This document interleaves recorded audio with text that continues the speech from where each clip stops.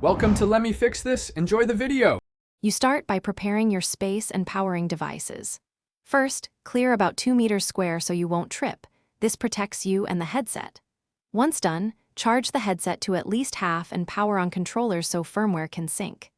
Now connect the headset, plug HDMI and USB to the PC, or use the manufacturer's dock, or enable the headset's wireless mode. This immediate connection lets the software detect hardware and stream initial firmware data. Don't skip it. Next, install the official software and necessary drivers. You need the vendor app to manage updates and tracking. After installation, run the Room or Guardian setup.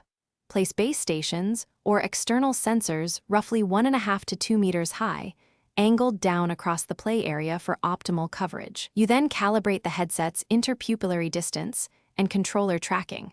Follow the on-screen prompts to map your floor and boundaries so virtual content aligns with real-world movement. Finish by installing firmware updates and confirming wireless connections.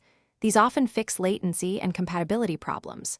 Make sure the headset sits snug with even strap tension and the lenses are adjusted for clear vision, because comfort equals longer, safer sessions. Finally, run a brief demo app to confirm tracking and audio.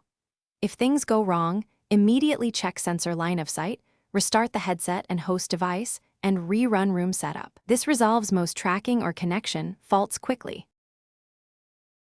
Thanks for watching. If you found this helpful, don't forget to like and subscribe.